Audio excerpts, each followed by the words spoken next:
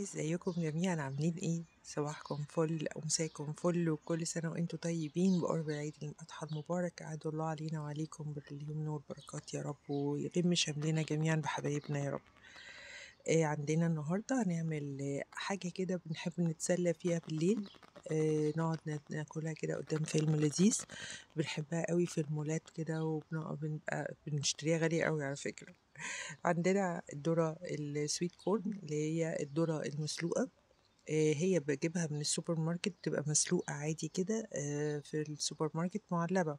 بنجيبها وبنصفيها من ميتها، ومع معلقة زبدة كده وحبة زيت صغيرين قوي عشان الزبدة ما تتحرقش، ونسخنها كأننا بنسخنها بالظبط، فعلى نار هادية قوي عشان ما تتحرقش مننا.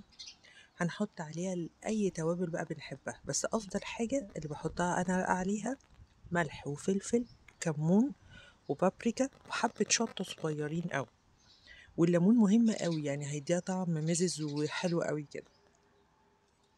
بس بنقدمها بقى في كوباية كده لذيذة، نقعد نتفرج على حاجة حلوة، نغير. الأسبوع اللي بيشتغل أكيد هيحس بالكلام ده، إن لما بنقعد في الأجازة بقى بنقعد زي إيه بنفضي دماغنا خالص كده، نتفرج على فيلم حلو، نشوف ناس حلوة ونقعد معاها. يعني دي أجمل حاجة صراحة في الأجازات.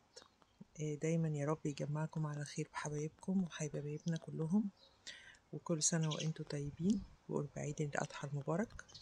عاد الله علينا وعليكم بالفرح واليمن والبركات. كل سنة وانتم طيبين.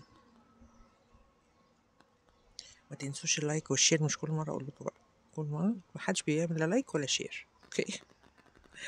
شوف، إن شاء الله نشوفكم دايما بخير.